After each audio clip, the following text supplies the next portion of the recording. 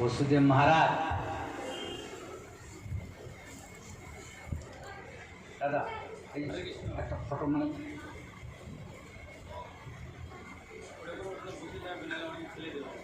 আচ্ছা সে বলুন এদিকে মারো ওদিকে মারো একটা তো বসুদেব মহারাজ দেখছেন কি স্বপ্ন দেখতেছি বিরাট সেই জ্যোতির্ময়ের ধাম আর সেখান থেকে এক প্রভু নেমে আসছেন কিরিট কুণ্ডলধারী শঙ্খ চক্র গদা পদ্ম আর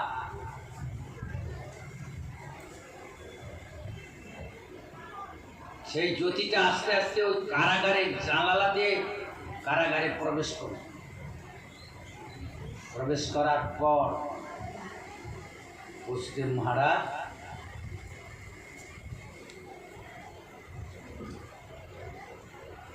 অন্তরে এসে প্রবেশ করে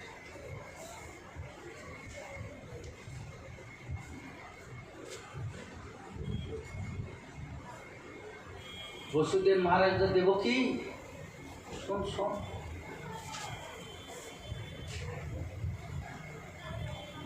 কি সুন্দর প্রভুর এক রূপ শঙ্খ চক্র গদা পদ্ম বনমালা মাথায় কি সুন্দর মুকুট পীতাম্বর আর সঙ্গে সঙ্গে দেবকীর কাছে চলে দেবকীর অন্তরে প্রবেশ করে গেল দেবকীর যাহা প্রভু কি সুন্দর রূপ এই হতে হতে দেবকীর গর্ভ বাড়ায় সঙ্গে সঙ্গে প্রকট হয়ে দাঁড়ায় গেছে সেই নারায়ণ আর দেবকী বসুদেব যে বাঁধা ছিল আর যে বড় বড় এরকম মোটা মোটা শিকল দিয়ে সব খুলে গেছে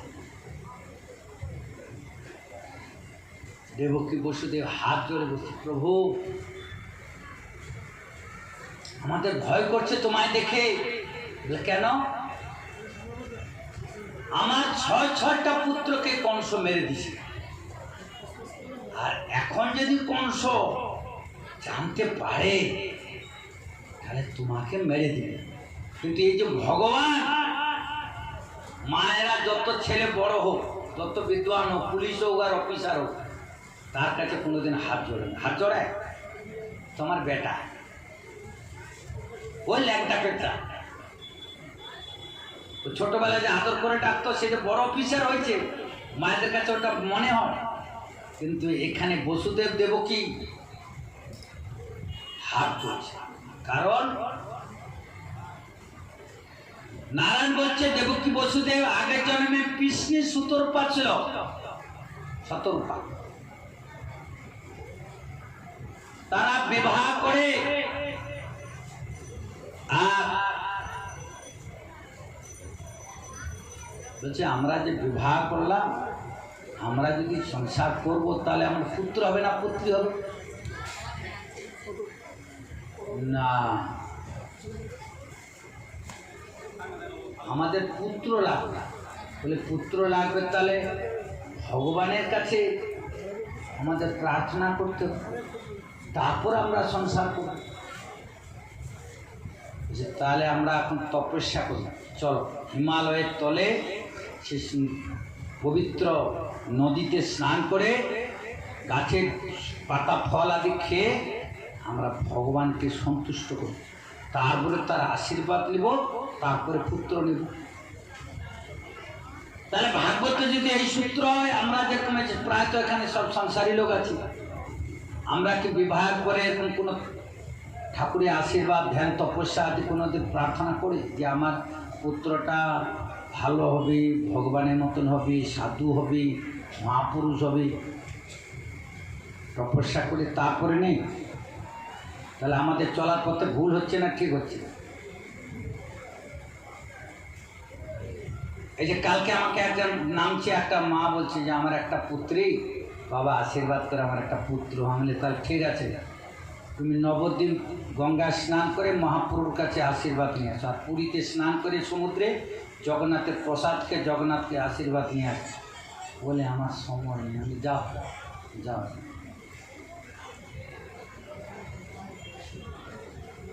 হ্যাঁ, কেন? বিবাহ করার পর যেরকম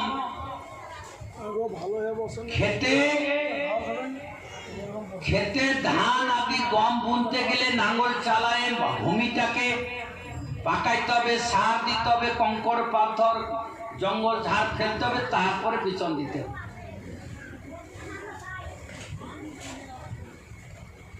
এখানেও তাই।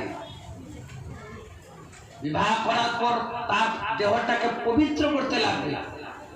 গুরু মন্ত্র, ভগবানের প্রসাদ, ভগবানের চরণামৃত, তীর্থে গঙ্গা আদি তীর্থে স্নান, নিষ্পাপ হতে হবে, নির্লোভী হতে হবে, ভাবনাটা উচ্চা করতে হবে। তখন না তোমার কাছে একজন মহাপুরুষ আসবে। তাহলে আমাদের চলার পথে ভালো হচ্ছে, শুদ্ধ হচ্ছে না ভুল হচ্ছে? এবার বুঝালো, ভাগবত শুনতে আসবে, ভাগবতকে জীবনে পবিত্র করার জন্য তাকে প্রতিষ্ঠিত হতে হবে। তাহলে এই কানে শুনলাম আর এই কানে বের করে দিলাম, ভাগবত শোনার মূল কথা।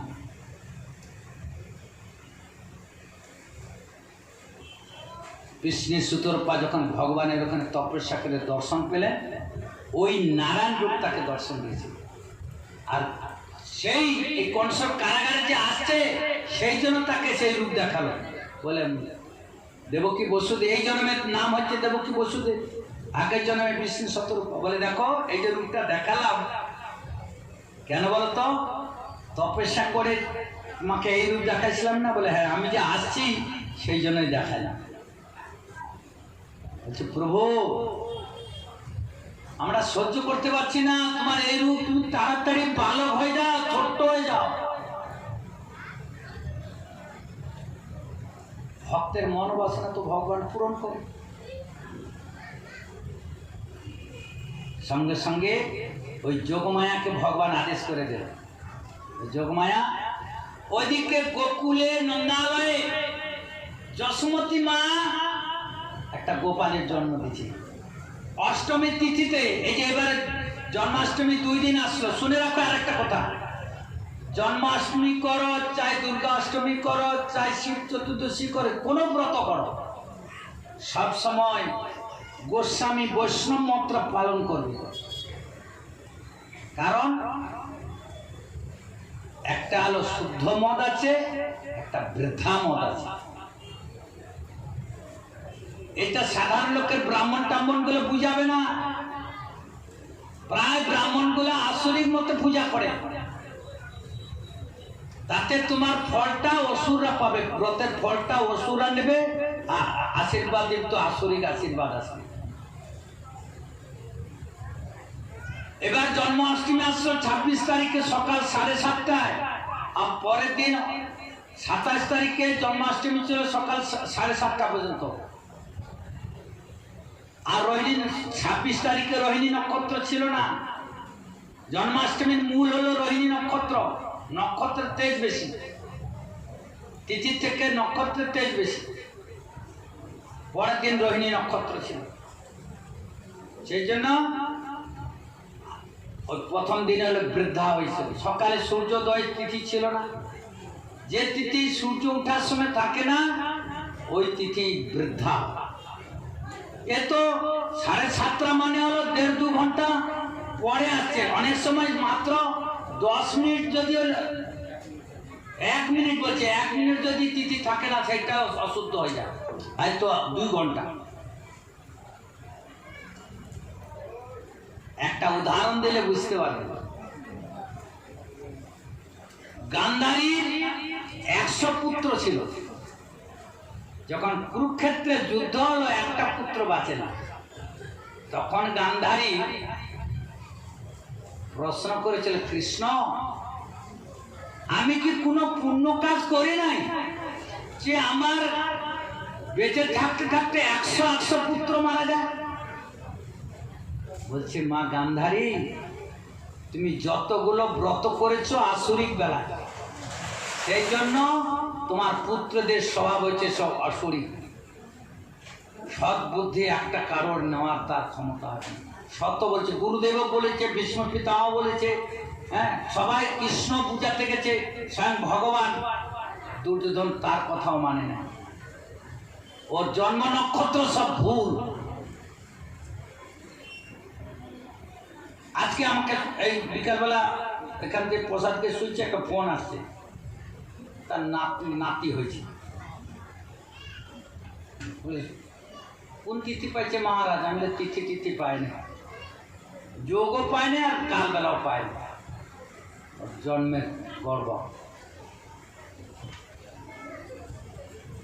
আমরা গালি দেই না, জন্মের দোষ। শুনে রাখো, এই মা বাবার, একটা মা সে ঘরে থাকে, আর তার বাবা কি করে? খেতি করে, ধান চাল টাল নিয়ে আসে। আর একটা বাপ কি করে? সে অফিস করে, আর কলম দিয়ে সব চুরি করে। হ্যাঁ, এক গাড়ি পাথর যাবে বাংলাদেশ, সে 2 গাড়ি পাঠায় দিয়ে 1 গাড়ি নিজে খাই দেয়, কেউ দেখতে পায় না। ওই চাউলটা তো নিয়ে এসে বাজে বাড়িতে, না কোথায় যায় মা তো জানে না। যেমন অন্ন খাবে তেমন বুদ্ধি হবে। উদাহরণ দিলে তো বুঝবেন, না হলে তো মনে করেন গল্পের মতো শোনা যায়। রামকৃষ্ণদেবের কথাতে একটা গল্প আছে, শুনে রাখো ভালো করে, মন দিয়ে। গুরুদেব এসছেন রাজবাড়িতে, গপ করতে করতে রাত্রে 11টা হয়ে গেছে রাজার সঙ্গে। বলে, গুরুদেব, রাত্রি তো 11টা বাজে, আশ্রমে যেতে দেরি লাগবে, তা আমাদের রাজবাড়ির মন্দিরে যা ভোগ হয়েছে আপনি সেবা করে শুয়ে পড়ে। আচ্ছা ঠিক আছে। গুরুদেবকে খুব বিশ্বাস করে। রাজা কি করেছে? রানীর যে সিঙ্গারের ঘর, যেখানে কাপড় চোপড় সোনা গয়না খুলে রাখে, সেই ঘরেতে শুইতে দিচ্ছে। আর গুরুদেব শুইছে, মাথার কাছে একটা গজমতি সোনার হার, এত বড় মোটা। আর গুরুদেব শুয়ে আর হারের দিকে চোখ যায়, আর চোখ বন্ধ করে আবার হারের দিকে চোখ যায়। গুরুদেব শুয়ে ঘুম আর আসে। গুরুদেব বারবার বলে, রানীর হার আছে তো আমি কি করবো, চোখ তুই ওইদিকে যাস কেন? কিন্তু চোখ আর বন্ধ করছে। এই হিসেব পিছিয়ে করতে করতে ভোর 3টা হলো। 3টার সময় তো গুরুদেব জপ করবে, স্নান করবে, আর রাজবাড়ি থেকে যাওয়ার সময় ওই হাটটাকে ঝোলার মধ্যে নিয়ে নিচ্ছে। পাহারাদার বলছে, গুরুদেব তো যাচ্ছে, দ্বার খুলে দিছে। গুরুদেব আশ্রমে গেলেন, ঝোলা রেখে দিলেন, স্নান আদি করলেন, পায়খানা আদি করে কপ ইত্যাদি ধুয়ে যখন ধ্যানে বসছেন, দেখছেন কি, আরে আমি তো গুরুদেব, ওই রানীর হার নিয়ে আসলাম কেন? এই কুবুদ্ধি আমার মধ্যে আসলো কেন? আমি তো সাধু লোক। সঙ্গে সঙ্গে আসন থেকে উঠে আবার ওই ঝোলাট নিয়ে আবার রাজবাড়ি গেছে। মহারাজ, কালকে আমাকে যে অন্ন খাওয়ানো হয়েছিল, সে অন্নটা কোথায় ছিল? কেন মন্দিরের ভোগ? বলে, পূজারীকে ডাকো। পূজারী বলছে যে আমি কালকে ছিলাম না, একটা নয়া পূজারী দিয়ে গেছে, নয়া পূজারীকে ডাকো। যে নয়া পূজারী রাজবাড়ি কোনোদিন আসেনি, রান্নাঘরে ঘিয়ের বোতল, তো কাজু, তো কিশমিশ, তো এলাচ, ওরা লোভ সামলায়। একটু করে রান্না করে, একটু করে পোড়লাম, একটু করে রান্না করে, একটু করে পোড়লাম। এই করতে করতে ভোগ রান্না করেছে। তারপরে ওই ভোগকে নিয়ে গিয়ে ঠাকুরকে গুরুদেবকে দিচ্ছে, আর গুরুদেব ওই ভোগকে গুরুদেবের মনকেও গলায় দিচ্ছে চুরি করার। ও যে চুরি করতে করতে রান্না করেছে। গুরুদেব বলে যে, আরে রাজা, ওই চোর পূজারী ছিল, তার হাতের প্রাচিত্যকে আমার, আমি ওই যে দেখো, যে রানীর হার কালকে চুরি করে নিয়ে গেছি, তুমি আমাকে দণ্ড দাও। আমার ভিতরে ওই অন্য দোষ লেগেছে, আমি রাত্রিবেলা আমার ঘুমও ধরে নাই, আর আমি সে রানীর হারকে চুরি করি। সংসারে আমরা যে অন্ন খাই, কতটুকু শুদ্ধ অন্ন খাই? ক্ষেত থেকে পরিশ্রম করে ধান লাগায়, গম নিয়েছে, ঝাড়ে পিঠে চাল করে খায়, শুদ্ধ অন্ন। পরিশ্রম করে অন্যের বাড়িতে কাজ করে মিস্ত্রি করে আনি, শুদ্ধ অন্ন। সারাদিন দু চার ব্যবসা করে চাল হোক আটা হোক বিক্রি করে তার থেকে যা দু চার পয়সা খায়। কিন্তু মানুষকে ঠকায়, চুরি করে, অন্যকে দুঃখ দিয়ে সেই অন্ন খেলে, সেই অন্ন যখন সন্তান খাবে, স্ত্রী খাবে, তাদের বুদ্ধি কি শুদ্ধ হবে? বাপ পাপ করে বেটা ভোগে, আর স্ত্রী পাপ করে স্বামী ভোগে।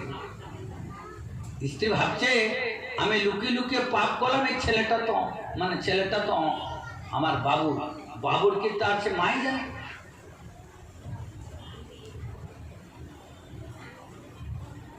অতএব যেরকম কর্ম করবে সেরকম ভোগ করতে হবে।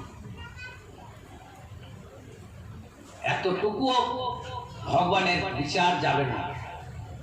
এই বুড়ি মা, তুমি এই সামনে বসো আর হিডিল মিডিল করে কেন গো? একে তিলক টানে, ওখানে এ টানে, আর এতগুলো কথা বলছি কানে ঢুকে।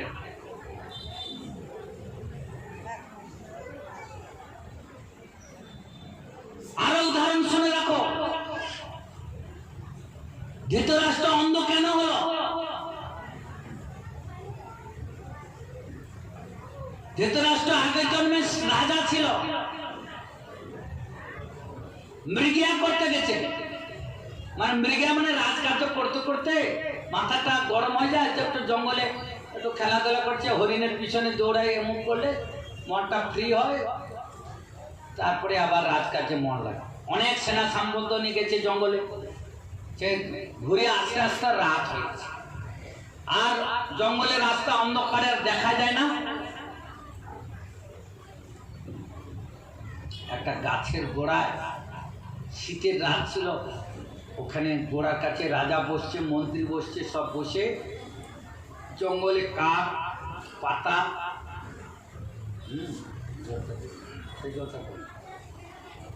পাতা কুড়ায় টুড়ায় নিয়ে এসে আগুন লাগাচ্ছে। আগুন লাগাচ্ছে। এখন রাজা আগুন লাগালে তাপ হয়, আলো হয়, হিংস্র প্রাণীরাও ভয় আসবে না। তো আছেন এমন সময় গাছের উপরে না একটা বড় পাখি ছিল, কত বড়, আর তার স্ত্রী ছিল, আর 100টা বাচ্চা ছিল। স্ত্রী পাখিটা কত সাধু বৃত্তি সে দেখেন, বলছে দেখো স্বামী, আজকের এই গাছের গোড়ায় আমার দেশের রাজা অতিথি হয়েছে, আর শীতের রাত, রাজা ক্ষুধা লাগবে, কিছু খেতে পাবে না। রাজা যদি বাঁচে তাহলে আমাদের রাজ্য বাঁচবে, তাহলে দেখো আমাদের তো একদিন মরতে হবে, তুমি সন্তানগুলোকে পালপুষ করবে, আমি এই অগ্নির মধ্যে ঝাঁপ দিই, তাহলে অগ্নির মধ্যে ঝাঁপ দিলে মরে যাব, কমসে কম রাজা তো একটু খেতে পাবে আমার শরীরটাকে, রাজা তো বাঁচবে, মন্ত্রী বাঁচবে। তখন স্বামী আদেশ দিয়েছে, আচ্ছা যাও, তুমি মহৎ কাজের জন্য যাও। এখন সেই গাছ থেকে সেই তার পাঁকগুলো ঝটপট করতে করতে পাখিটা পড়ে গেছে অগ্নির মধ্যে, ছটফট ছটফট করছে। তখন রাজা বলছে, আরে আরে, আমরা অগ্নি জ্বালাইছিলাম বলে ওই তাপেতে পাখি থাকতে পারে না, পড়ে গেছে, নিশ্চয়ই এর সাথী আছে। আরো দেখতো একজন উট গাছে, মহারাজ আরো একটা বড় পাখি আছে, আরো 100টা বাচ্চা আছে, বলে সব ধরে নিয়ে দেখো। তখন সেই স্ত্রী পাখিটা বলছি, ও মহারাজ, তুমি তো রাজা, তোমার তো বিচার করা বুদ্ধি আছে, আমরা কিন্তু অগ্নির তাপে পড়ি নাই, তুমি না খেতে পেয়ে গাছের তলায় আছো, আমার হৃদয়টা দয়া হলো, সেই জন্য আমি তোমার বাঁচবার জন্য আমি পড়েছি, আর তুমি নির্দয়ভাবে আমার বাচ্চাগুলোকে ধরে নিয়ে আসছো, আমার স্বামীকে ধরে নিয়ে আসছো, এই তোমার নিঠুরতা। ঠিক আছে, তুমি আমাকে আগে মারো, তারপরে আমার স্বামীকে মারো। আমাকে আগে মারো না, আমাকে বিধবা বানায় না, আমি বিধবা হতে চাই না। বিধবা জীবনে অনেক কষ্ট। আর আমার সামনে আমার বাচ্চাগুলোকে মারো না, আমি সহ্য করতে পারবো না। পুত্র শোক, বড় শোক। তখন নির্দয় ভাবে সে বাচ্চাগুলোকে আগে মারে। তখন সেই পাখিটা অভিশাপ দিচ্ছে, আরে অন্ধ রাজা, অন্ধের বিচার, তোর 100টা পুত্র হবে, তোর সামনে তোর 100টা পুত্রকে মারবে। তখন তুই টের পাবি পুত্র শোকের কি জ্বালা। সেই হয়েছিল ধৃতরাষ্ট্র আর গান্ধার।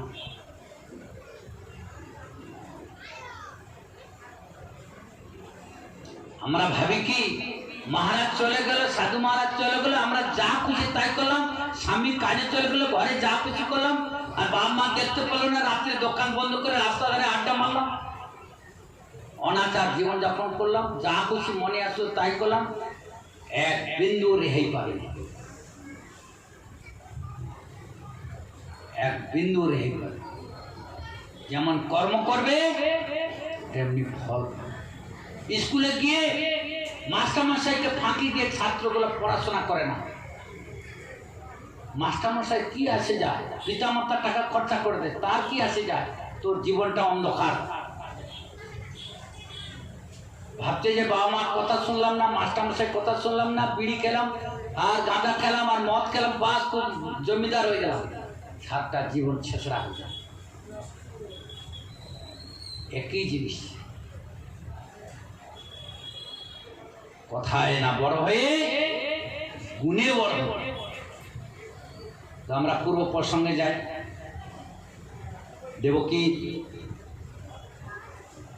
সেই সপ্তম গর্ভে সন্তানটা নিয়ে যোগমায়া রেখে দিল। তারপরে ওই যে বসুদেব মহারাজের নন্দ মহারাজের ঘরে যে অষ্টমী দিন যে কৃষ্ণ ছিল, সেই দ্বিভুজ কৃষ্ণকে যোগমায়া আকাশ মার্গতে নিয়ে গিয়ে ওই কারাগারের মধ্যে শয়ন করাই দিল। আর নারায়ণ রূপ লুকায়। বলছে বাবা মা কংস আমাকে মেরে দিবে, এক কাজ কর বাবা, আমাকে তোমার বন্ধুর বাড়ি আছে না নন্দ মহারাজ, ওখানে রেখে আসবে, তাহলে কংস টের পাবে। বলে দুয়ারে এত বড় বড় তালা ঝুলে রাখছে কংস। বলে বাবা মা শুনো, আমার আশীর্বাদী সব পাহারাদার ঘুমায় গেছে, সব তালা খুলে গেছে। এখানে একটা তত্ত্ব আপনারা ভালো করে বুঝুন। সংসারে আমাদের অনেক বন্ধন না, অনেক কষ্ট না, অনেক জ্বালা না। কেউ যদি ভগবানকে অন্তরে স্মরণ করে আবির্ভাব করতে পারে, সর্ববন্ধন থেকে মুক্ত, সর্ব জ্বালা থেকে সে মুক্ত।